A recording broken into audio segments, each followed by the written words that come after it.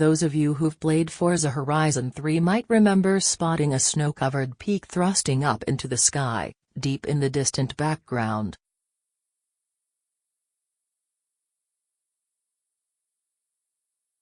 You couldn't drive there, it was merely a decorative tease.Well, it isn't anymore.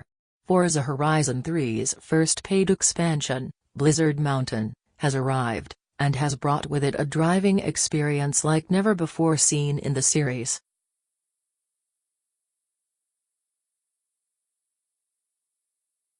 And it's very, very good. The differences between Blizzard Mountain and Forza Horizon 2's equivalent Storm Island expansion are immediate.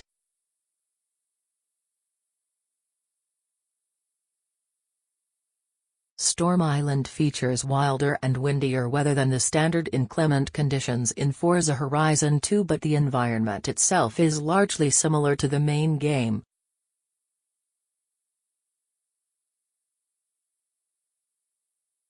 It's really more of the same, with the rain going sideways. Blizzard Mountain, by contrast, is not more of the same. Or, at least, not in terms of the environment.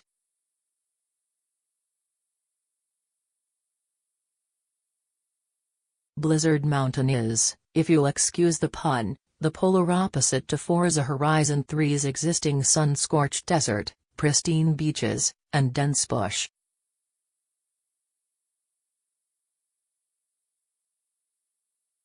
Its icy roads, treacherous drops, powder-filled paddocks, and huge elevation changes.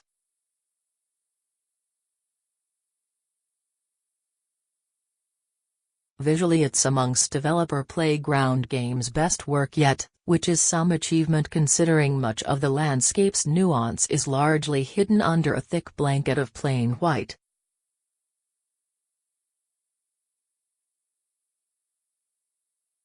Gum trees are dusted in snowflakes and strips of asphalt glint beneath slush-filled ruts.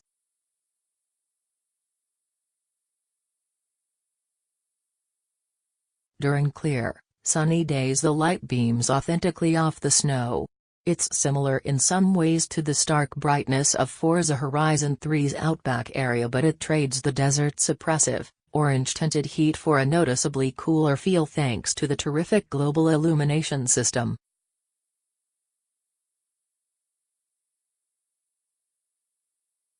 The new weather effects, blizzards, because it's not just a clever name, are astounding. Trees rock violently, show swirls, and visibility is reduced to a few car lengths.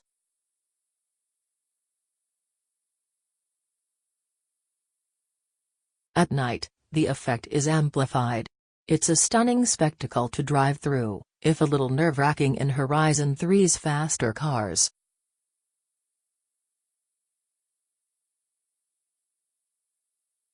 Your car's bodywork will be convincingly caked in snow as you drive around, and tires collect snow in their tread.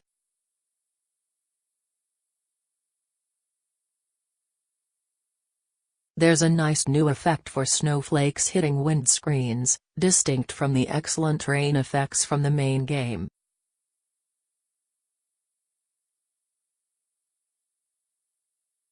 You'll even find your driver is now sporting a suitably festive woolly jumper. There really isn't any area in which Playground has skimped on detail. It's definitely a shame the Blizzard Mountain world itself is a standalone environment rather than more elegantly weaved into the existing world. It would have been nice to see how the team would have blended it in, like the crew's world, but it's not a gripe I've dwelled on much.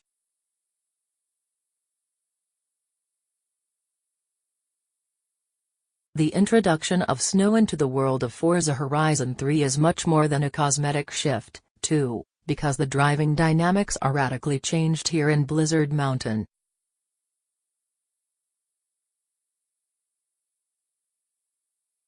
There's deep snow to contend with off-road, and some cars have a better time clawing through it than others. Building momentum in it can be tricky.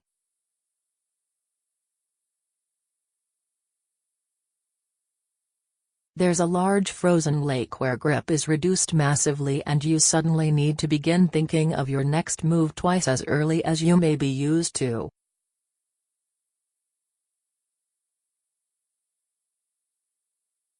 There are even hazardous sections of glaze ice on many of the mountain's courses, usually cunningly placed in braking zones or apexes, which have a similarly devastating effect on handling as Forza Motorsport 6's standing puddles.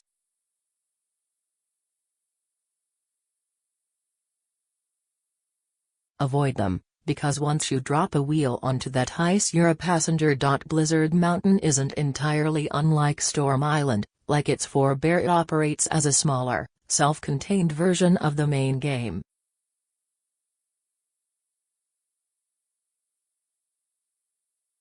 There are 50 roads to discover, as opposed to 488 on the Forza Horizon 3 map, but it's smattered with a familiar assortment of race types and activities like drift zones, speed traps, danger signs, and a handful of new bucket list challenges.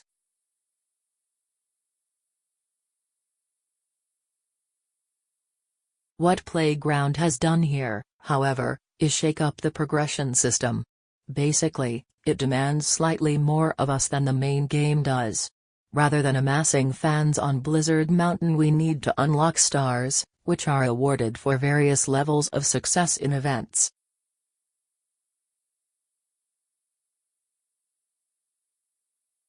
For instance, simply completing a race will net you a single star, and winning a race will score you 2.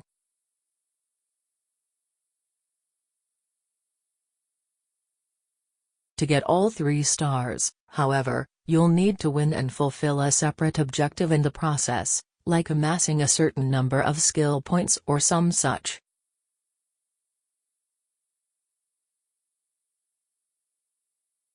It means the outcome of a race matters more in Blizzard Mountain than it does in the main game, and higher stakes are, almost, always a good thing.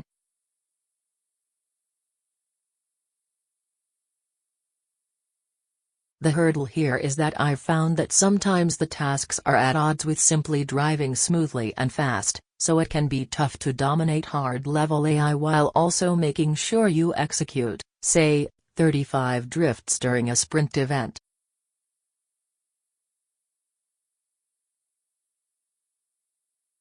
To conquer the challenges that are generally counterintuitive to quick driving, I found myself dialing down the opponent AI from what I usually race against.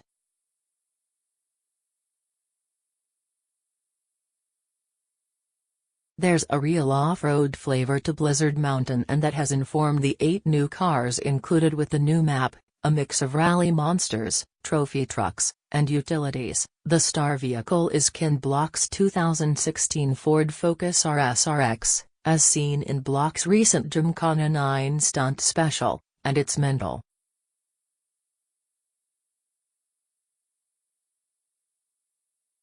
Of course, we don't need to stick with those. All of the cars I tried from my extensive Horizon 3 garage could be fitted with snow tires and taken out on the slopes.